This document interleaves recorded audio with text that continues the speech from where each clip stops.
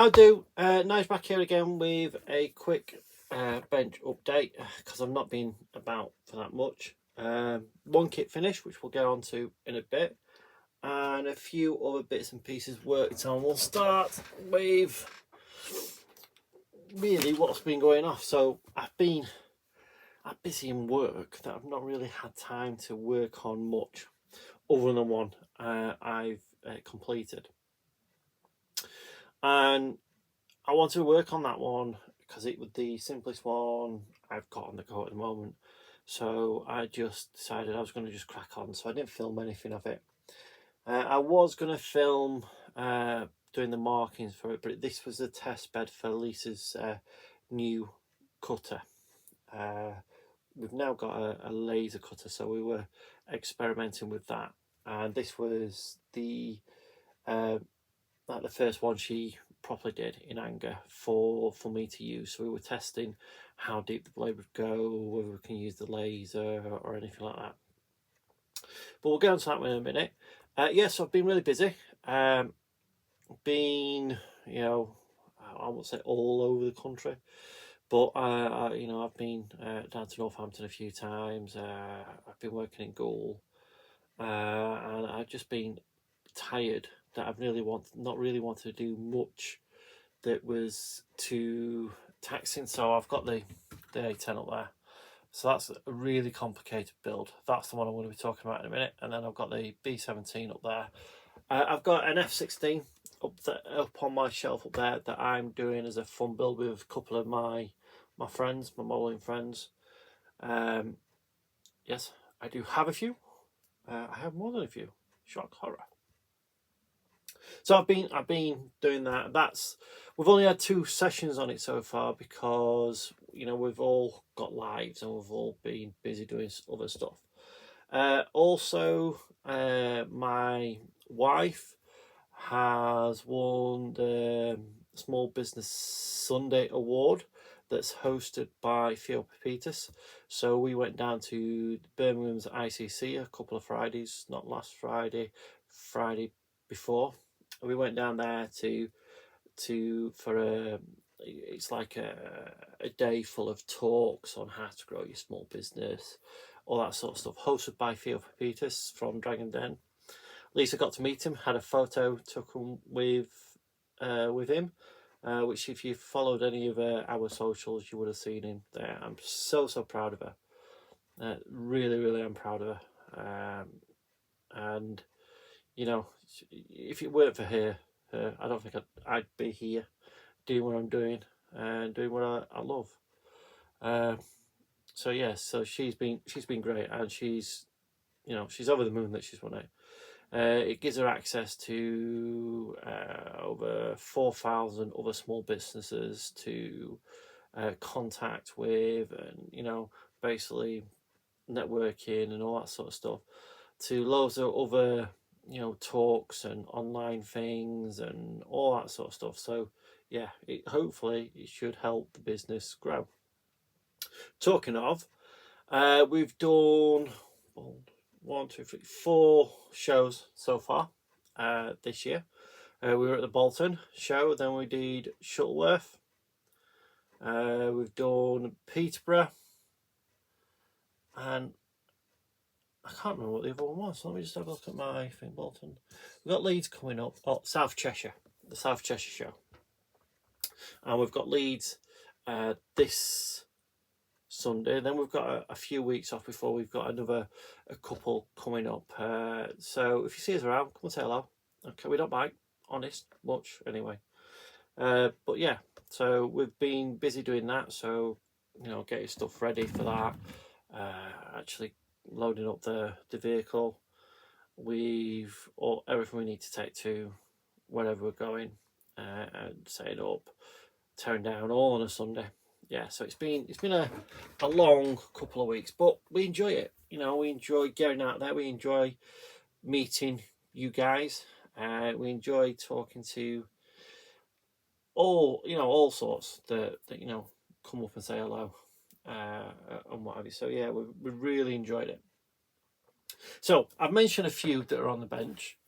The other thing that I am working on, I don't know if I've showed you any of this before, is the Hobby Boss Chinook. Okay, so I've got all the odds and sods in there. Okay, and I've got a few bits together. Okay, that I think are more or less ready for priming and then onto paint. I've added some detail at the back. Now I know it's not 100% accurate, and I'm not that bothered, because when you've got everything together, and this is on, let me just get it roughly together.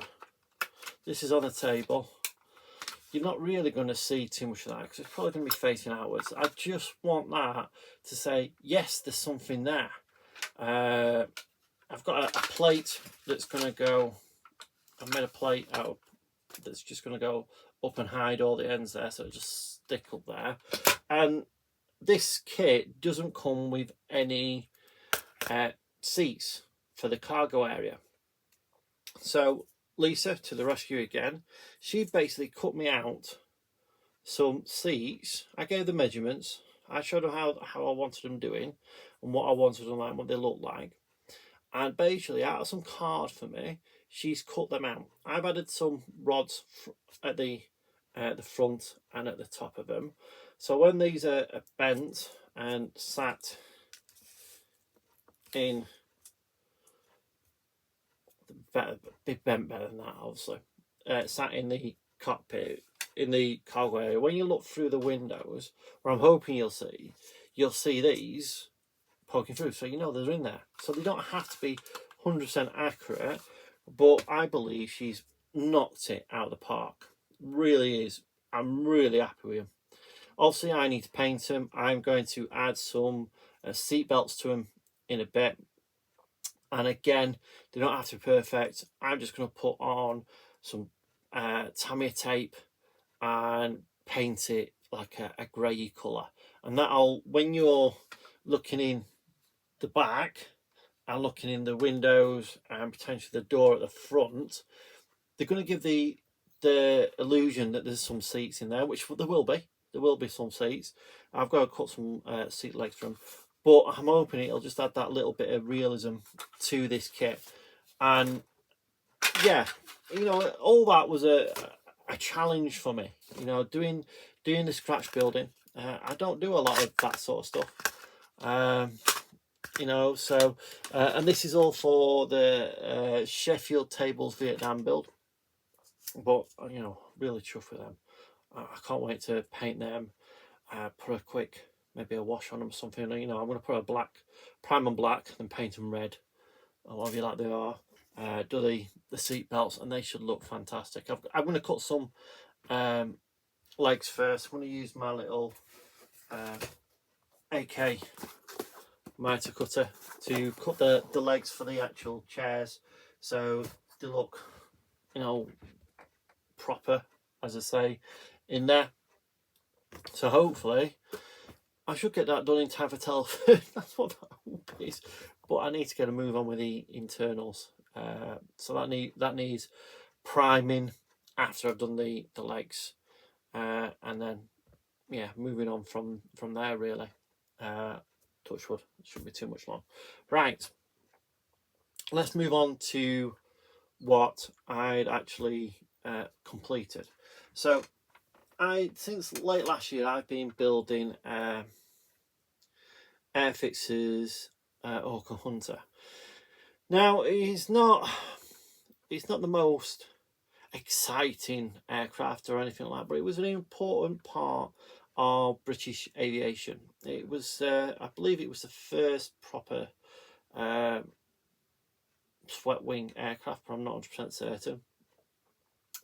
And reason I wanted to build these, I read a series of books by Robert Jackson.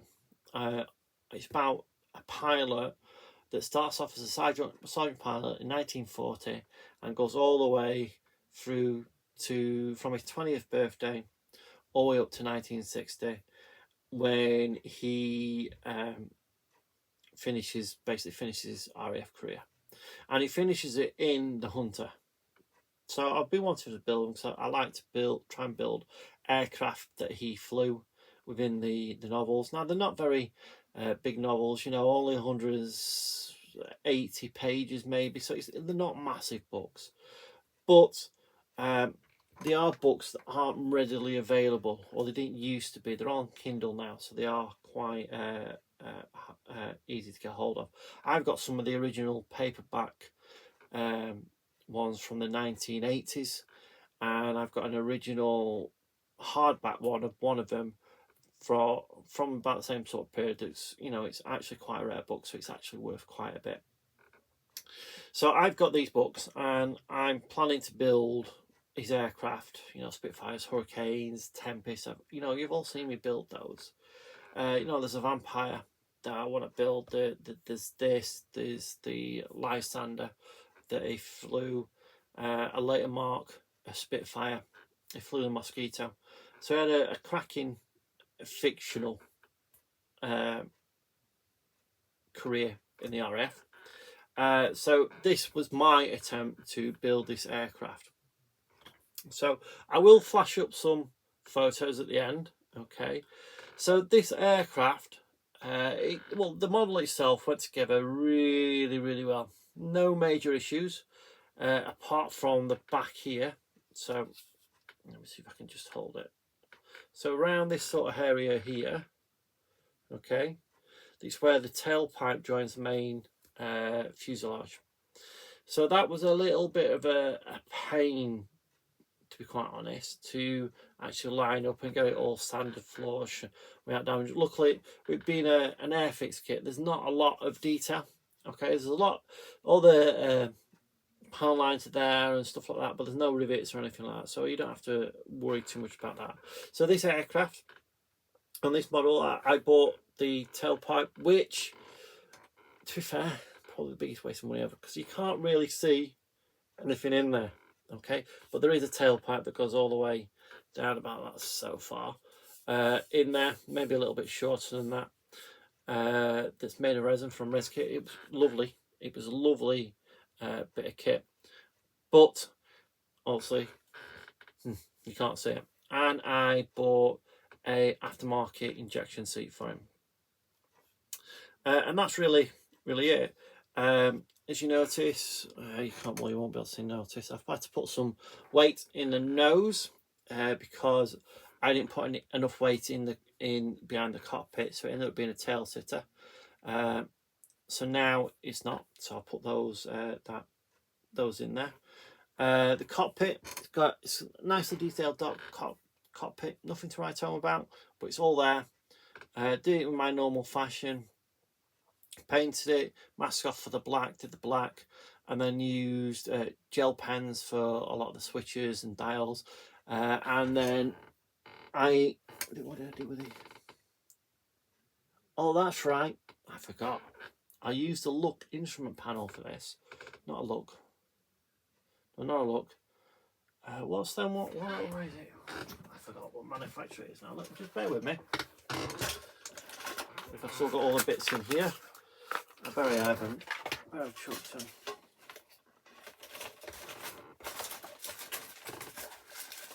Where's the ResKit bit? There we are. It's not look. It's them 3D decal ones. I can't remember the back. I don't think it was ResKit. Quinta. There we are. Quinta Studios. So they were all,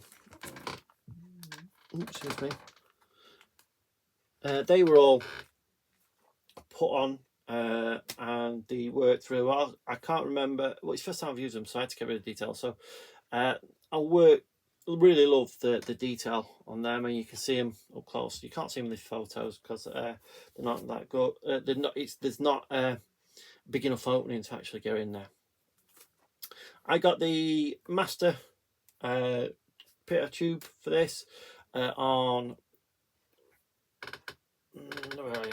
That side. Okay, you can just see it there. So that's all brass. That was a bit of a pain to actually install. So I've never had to install anything like that, so I had to cut it off and slot it in. And I just knew if that were left plastic, I would break it. So I put that on at the very beginning, and you know, blended it all in and whatever. So I wanted to do it before I actually built the model, so it was all nicely done. I've just realised I've not done nav lights, but I'm not going to touch it. I'm not going to bother with that. You know, it's my model. I can do what I want. I've not done nav lights, so I've just forgot all about them, because they were actually clear parts, but they didn't fit that well. So what I did, I put them on, I blended them all in with some some super glue, blend it all in, and then I forgot to mask them from getting ready for the actual colours as nav lights. Don't matter. The markings were all painted next after it was all put together and primed. I did all the markings. I used, like I said, Lisa's masking. So we've got roundels above and below, side, the tail one, the H, and the numbers underneath the wings and on the actual. And I've lost the door. I'll have to find that. Okay, and on the actual undercarriage bay doors. I'm hoping it's up there. Other than that, I don't know where it's gone.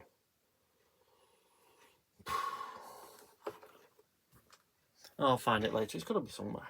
Can't be that far away. So I did them first. Some of them I've not quite covered enough blue on, so you can see a little bit of white just poking through on that roundel there. The rest seem okay. The roundels aren't as neat as what I would normally have them. Same with the H on the tail, because we cut those with the laser, and just see them. And the laser, we haven't got, at the time we didn't have it quite set right, so it wasn't. It tore them instead of cutting them, if you know what I mean. So, or the glue melted or something like that. I don't know what it was. So she went back to using a bladed one on the new tool, and the I think it's the two roundels on the fuselage are not a lot neater. I then did my normal with Vallejo and Mr. Colour, Mr. Hobbit Aqueous for the paint scheme. Basically doing a black basing, lightening, darkening, and all that sort of stuff to get a more interesting look on the actual panels. Once that was in, on with gloss coat, decals. There's only got 3 decals, all on the nose. So that one there, 4. That one there, and it's same on the other side. Those 2 there. So that was that. Once I was on, another gloss coat, and then I put on a wash. I did it was a Starship Filth wash all over. Once that was on, again, it was just another quick coat of a matte varnish, and I started with the oil oil weathering. So I just did some leaks underneath, and I also I didn't do much on the top. Reason being, I couldn't really find anything that's with the top of this aircraft. So I've done once I put a satin coat on, which I used VMS's XXL satin for the first time, and yeah, goes down lovely. I really enjoyed using this. Okay, it went on fine through the Neo. So I've got another varnish to the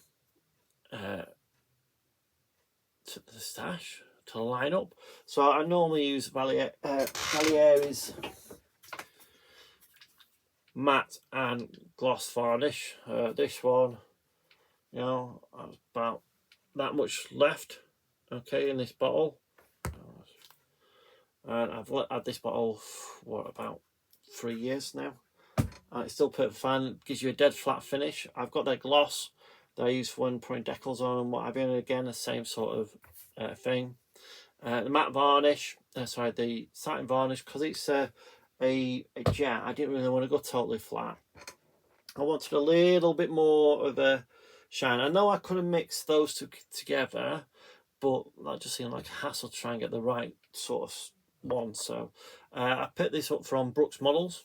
Okay, one of the shows, I think it was the Shuttleworth show. I will put a link to Brookes Models in the chat. A really nice guy. I get on really well with him, Rob, over at Brookes Models. He sells all sorts like this, tools, Tamiya paints, cutting masks, mats, masking tape, you know, that sort of stuff. He's and a few kits, but he does do a lot of really good products as well. So once that was on, I then got my watercolor pencil out. I just put a few streaks on the top, so you can just see. I don't know if you will be able to see them, but you know, around the hatches and what have you. I just put a few little streaks on, just to do something on the top. And on the belly, I've seen lots of photos of it. This aircraft I've got absolutely filthy on the belly. But again, I couldn't find anything on the top. So it was more guesswork. So I didn't want to overdo it too much. But yeah, that's the Hawker Hunter. Like I said, first one finished of this year. We're just into March. So I think I'm already up on when I finished one last year. Now that doesn't mean I'm going to get any more finished this year. not by a long shot. But at least, you know, there's one done. And this will be at Leeds at the weekend, hopefully. If I've got enough room in the vehicle for it, I'll put it in and I will take it to Leeds, and it'll be on the South Sheffield's table. So yeah, I'll put a quick few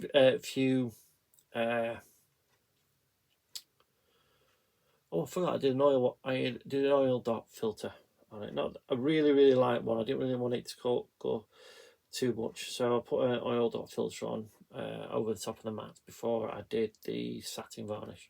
I prefer to put it over a mat so it sticks a little bit more, but I just blended it into an inch of his life, so it's fairly noticeable. All right, yeah, so yeah, that's it. A nice kit. You can pick them up for about 25-30 quid nowadays.